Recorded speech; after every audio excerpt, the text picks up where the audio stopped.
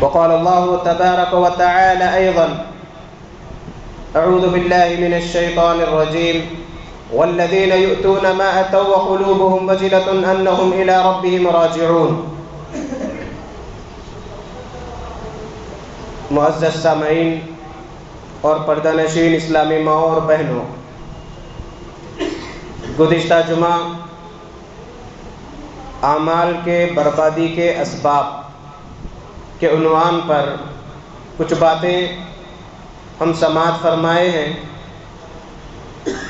مزید اسی عنوان کو جاری رکھتے ہوئے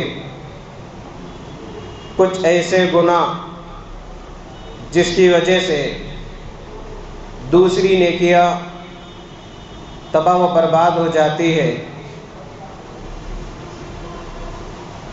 اور نیکیوں کی حفاظت کے لیے ضروری ہے کہ ہم سارے گناہوں سے بچیں، خاص طور پر ایسے گناہ سے جن کی وجہ سے دوسری نیکیاں برباد ہو جاتی ہے، ختم ہو جاتی ہے۔ سورہ مومنون میں رب العالمین کا ارشاد ہے: والذین یؤتون ما اتوا وقلوبهم وجلة انہم الی ربہم راجعون۔ وہ لوگ جو دیتے ہیں اور جو کچھ دیتے ہیں ان کے دل میں ایک ڈر لگا ہوا رہتا ہے اور وہ اپنے رب کی طرف لوٹنے والے ہیں۔ یہ آیت کا مفہوم ام المومنین حضرت عائشہ رضی اللہ تعالی عنہا کو سمجھ میں نہیں آیا۔ انہوں نے نبی کریم صلی اللہ علیہ وسلم سے اس آیت کے سلسلے میں فرمایا: اے اللہ کے نبی صلی اللہ علیہ وسلم، کیا اس سے مراد وہ لوگ ہیں جو گناہ کرتے ہیں، شراب پیتے ہیں، چوری کرتے ہیں، نافرمانی کرتے ہیں؟ کیا ایسے لوگ مراد ہیں کہ ایسے لوگوں کو ڈر لگا ہوا رہتا ہے؟ اللہ کے نبی صلی اللہ علیہ وسلم نے فرمایا: اے صدیق کی بیٹی، اس سے مراد گناہگار نہیں ہے، بلکہ وہ لوگ مراد ہے جو نماز بھی پڑھتے ہیں، روزے بھی رکھتے ہیں، صدقہ و خیرات بھی کرتے ہیں۔ اتنا سب ہونے کے بعد انہیں ایک قسم کا ڈر لگا ہوا رہتا ہے کہ کہیں ان کی نیکیاں ضائع تو نہ ہو جائے۔ انہیں خوف رہتا ہے کہ کہیں ان کی نیکیاں قبول تو نہ کی جائے۔ تو معلوم ہوا سلف صالحین، صحابہ نیک اعمال انجام دینے کے باوجود، عبادتیں انجام دینے کے باوجود دل میں ایک قسم کا ڈر انہیں لگا ہوا رہتا ہے کہ کہیں کچھ کوتاہیوں کی وجہ سے اللہ ہماری عبادتوں کو قبول نہ کرے تو پریشانی ہو جائے گی، ایسا نہ ہو کہ رد ہو جائے عبادتیں، جبکہ اللہ کے علیم و خبیر ہونے پر انہیں یقین تھا، لیکن ڈر اس بات کا تھا کہ کہیں ایسا نہ ہو کہ ہماری عبادتیں اللہ کے دربار میں رد نہ ہو جائے۔ تو اندازہ لگائیے صحابہ کرام اتنی ساری عبادتیں انجام دینے کے باوجود ایک قسم کا انہیں ڈر رہتا، نہ کبھی اپنی عبادتوں پر تکبر و غرور کا مظاہرہ کرتے اور نہ ہی اتراتے، بلکہ ایک عاجز بندے کی طرح عاجزی اختیار کرتے رہتے تھے۔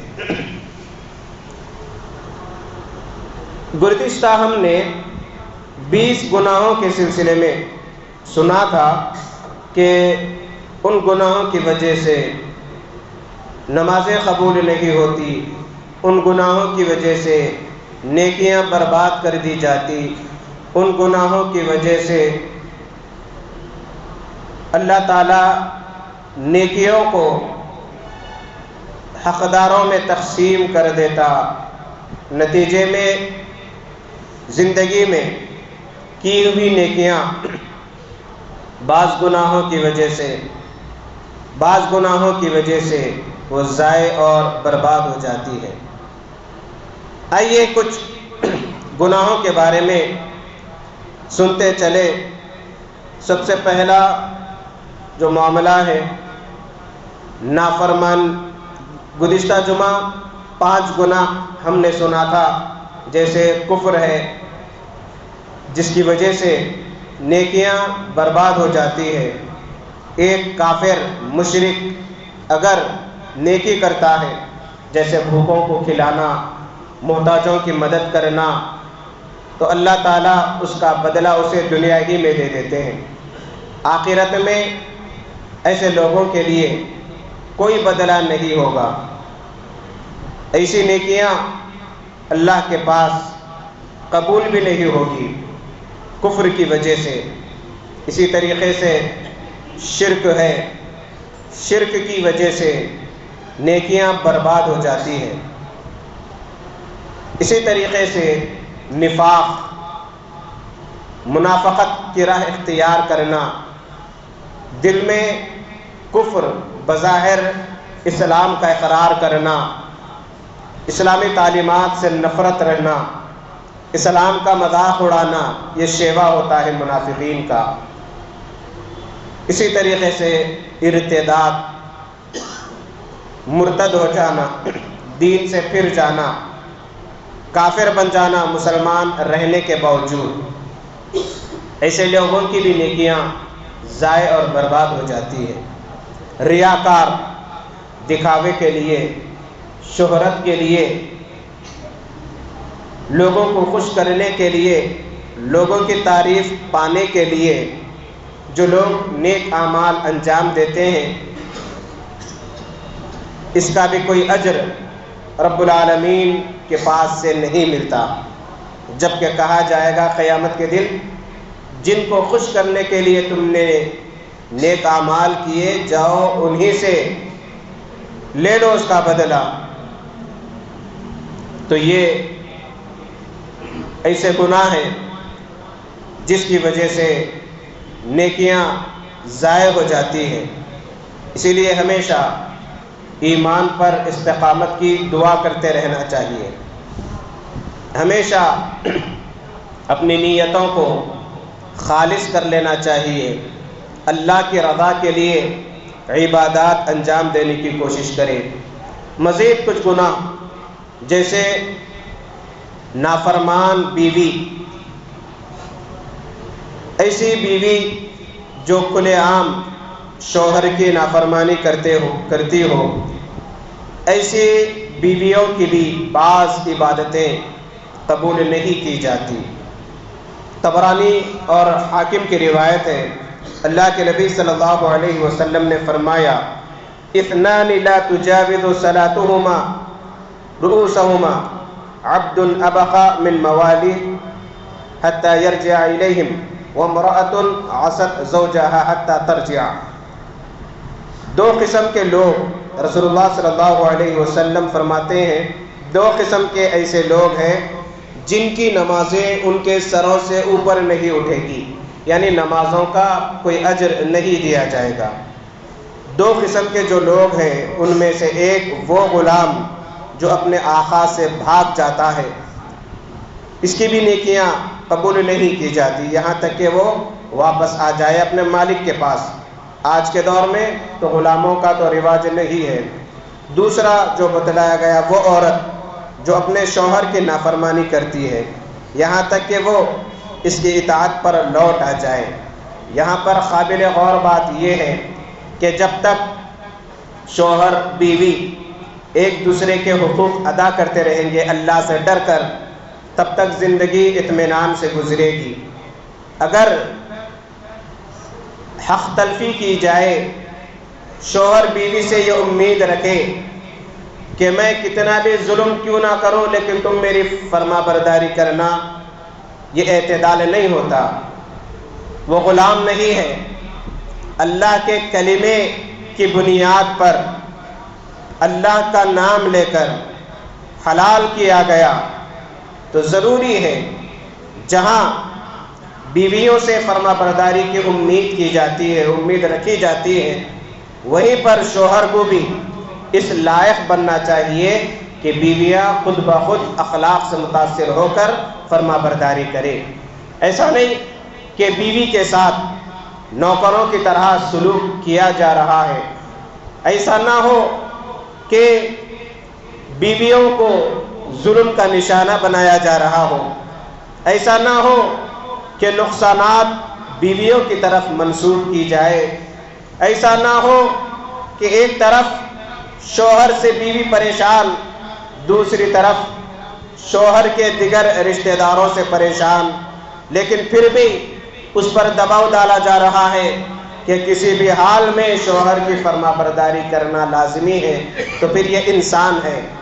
ایسا ظلم کرنے والوں کو اللہ سے ڈرنا چاہیے، کیونکہ مظلوم کی جو آہ نکلتی ہے وہ اللہ کے دربار میں پہنچتی ہے۔ تو جہاں بیویوں سے اطاعت اور فرما برداری، خدمت گزاری کی امید کی جاتی ہے شوہر کی جانب سے، وہیں پر شوہر کو بھی اخلاق کا مظاہرہ کرنا چاہیے، شوہر کو بھی پوری ذمہ داریاں ادا کرنا لازمی ہو جاتا ہے۔ شوہر کے لیے بھی ضروری ہے کہ بیوی کو خوش کرنے کی، خوش رکھنے کی کوشش کرے، جو کھائے وہ کھلائے، جو پہنے اس انداز کا پہنائے، جس انداز سے زندگی گزارتا ہے اس انداز سے وہ بھی اس کی بھی زندگی گزروائے۔ ایسا نہ ہو کہ شوہر تو ہوٹلوں میں کھا رہے ہیں لیکن کبھی بیوی کو پوچھنے کی توفیق نہیں ہوتی کہ کیا کھائے کیا نہیں۔ کچھ ایسے مرد بھی ہمارے معاشرے میں رہتے ہیں، جب کبھی وہ دعوت میں جاتے ہیں ساتھ ہی ہوٹل سے اپنی بیویوں کے لیے جس انداز کی غذا کھائی جاتی ہے اس انداز کی اسپیشل چیزیں لے کر جاتے ہیں۔ یقیناً یہ اخلاق والے ہیں۔ دوسری جو چیز ہے،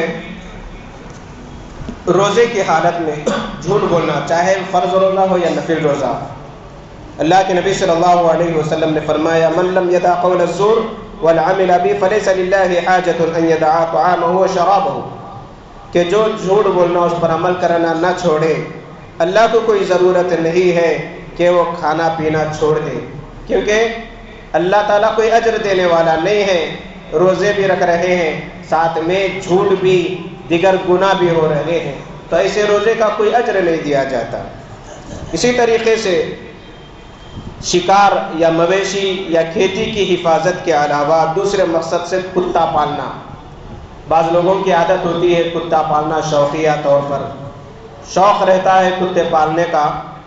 ایسے لوگوں کے لیے یہ نصیحت ہے کہ چند شرائط کی بنا پر شریعت نے اجازت دی۔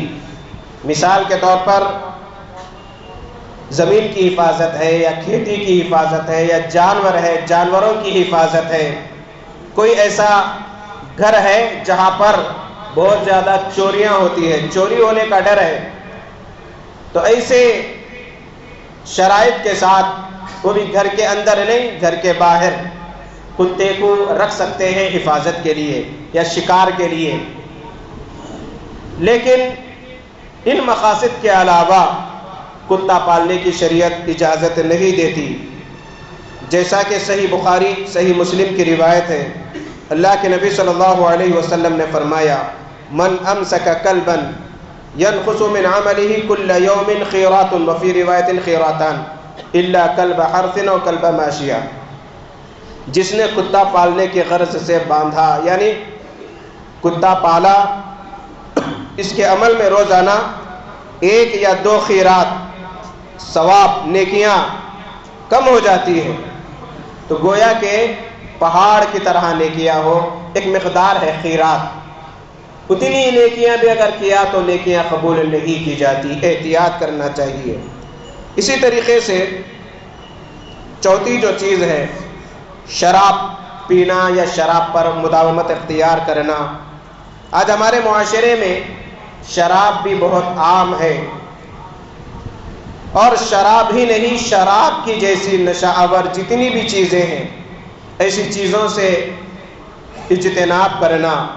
نبی کریم صلی اللہ علیہ وسلم نے ایک اصول بتلا دیا، کل مسکر خمر، ہر نشاور چیز شراب کی طرح ہے۔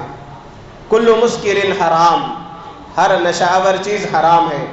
ما اسکر خلیلہ او کثیرہ، چاہے نشہ تھوڑا ہو یا بہت، شریعت نے حرام قرار دیا۔ جو لوگ شراب کے عادی ہیں، شراب ہی میں زندگی گزارتے ہیں، ایسے لوگوں کے لیے یہ وعید آئی ہے۔ جامع الصغیر کی روایت ہے، ابن عمر رضی اللہ تعالیٰ عنہ سے مروی ہے، الخمر ام الخبائث فمن شربها فلم تقبل صلاته 40 يوما فإن مات وهي في بطنه مات میتۃ الجاہلیہ۔ ابن عمر رضی اللہ تعالیٰ عنہ فرماتے ہیں، نبی کریم صلی اللہ علیہ وسلم نے فرمایا کہ شراب تمام گناہوں کی، خباثتوں کی جڑ ہے۔ جو شراب پیتا رہا، جو شراب پیا، اس کی 40 دن کی نماز قبول نہیں کی جاتی۔ اگر وہ اسی حالت میں مر گیا، اس کے پیٹ میں شراب ہو، تو وہ جاہلیت کی موت مرا۔ ایک اور روایت کے اندر بتلایا گیا، کوئی اگر شراب پیتا ہے، اس کے بعد توبہ کرتا ہے، اللہ تعالیٰ اس کی توبہ کو قبول کرتے ہیں۔ پھر دوبارہ شراب پیتا ہے، 40 دن کی نماز قبول نہیں ہوتی، توبہ کرتا ہے تو اللہ اس کی توبہ قبول فرماتے ہیں۔ تیسری مرتبہ شراب پیتا ہے تو اس کی 40 دن کی نماز قبول نہیں ہوتی، پھر توبہ کرتا ہے، اللہ تعالیٰ توبہ قبول فرماتا ہے۔ چوتھی بار بھی اگر وہ اسی طریقے کی حرکت کرتا ہے تو اللہ تعالیٰ اس کی توبہ بھی قبول نہیں کرتے، اس کی توبہ بھی قبول نہیں کرتے۔ اسی حالت میں اگر وہ مرتا ہے تو گناہگاری کے حالت میں مرے گا، اور جو جس حالت میں مرتا ہے اسی حالت میں قیامت کے دن اٹھایا جائے گا۔ کوئی اگر نشے کے عالم میں مرتا ہے تو نشے کے عالم ہی میں اسی کیفیت کے ساتھ اٹھے گا، کیونکہ جو شراب پیتا ہے اسے اچھے برے کی تمیز ختم ہو جاتی ہے، ہوش نہیں رہتا کہ وہ کیا بک رہا ہے، کیا کر رہا ہے۔ تو ایسی چیزوں سے مسلمانوں کو اجتناب کرنا چاہیے۔ ایک آخری بات، بندوں کے حقوق کی پامالی کرنا، بندوں کے ساتھ اچھا معاملہ کرنا، اچھا سلوک کرنا، ان کے ساتھ حق تلفی نہیں کرنا۔ جتنا ہو سکے جو ذمہ داری ہم پر عائد ہوتی ہے، وہ ذمہ داری کو اچھی طریقے سے نبھانا، یہ ہمارے لیے ضروری ہے۔ یہ کچھ ضروری باتیں تھیں، مجھے وقت اجازت نہیں دے رہا، باقی باتیں انشاءاللہ آئندہ جمعہ میں رکھنے کی کوشش کروں گا۔ تو معلوم ہوا کہ کچھ ایسے گناہ ہیں جن سے بچنا ضروری ہے، سارے گناہوں سے بچنا ضروری ہے، کیونکہ انسان کے ساتھ شیطان لگا ہوا ہے، شیطان انسان کو سدھرنے نہیں دیتا، اور ساتھ ہی شیطان کے ساتھ کچھ شیطان صفت دوست بھی رہتے جو بگاڑ دیتے ہیں۔ بگڑنے کے لیے لمحہ نہیں لگتا، سدھرنے کے لیے عرصوں لگ جاتے ہیں، سالوں لگ جاتے ہیں۔ اپنی اولاد کی بچپن سے تربیت اچھی طریقے سے کرنا چاہیے، ساتھ ہی ساتھ ایسے گناہ جن کی وجہ سے نیکیاں برباد ہو جاتی ہیں، ان گناہوں سے ہر ایک کو بچنا چاہیے، دوسروں کو بچنے کی تاکید اور تلقین کرنا چاہیے، نیک اعمال کی توفیق رب سے مانگنا چاہیے، اور نیک اعمال کرتے وقت قبولیت کی دعا بھی کرتے رہنا چاہیے۔ جیسے ابراہیم علیہ السلام خانہ کعبہ کی تعمیر کے وقت دعا کی تھی کہ اے اللہ ہماری خدمت کو قبول فرما۔ ساتھ ہی ساتھ گناہوں سے بھی اجتناب کرے، ایسے گناہ جس سے نیکیاں برباد ہو جاتی ہیں۔